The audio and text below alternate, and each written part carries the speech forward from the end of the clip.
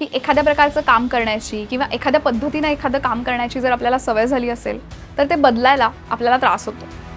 का असं होतं?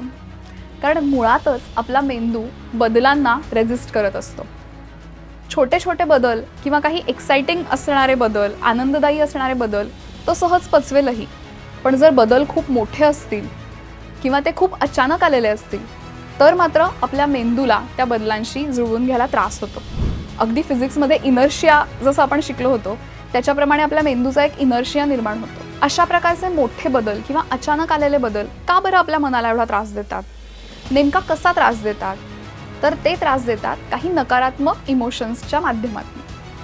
जेव्हा आपल्या आयुष्यात बदल होतात सगळ्यात आपल्याला कॉमनली जाणवणारी गोष्ट म्हणजे भीती. पुढे काय असेल, काय येणार आहे, कसं होणार आहे, माझं आत्तापर्यंत चाललेलं आयुष्य तसं स्मूथली चालू राहील का वेगळं काहीतरी घडेल, ही एक अननोनची भीती हे एक बदलांच्या आपल्या डिस्कम्फर्टमधलं महत्त्वाचं कारण असतं.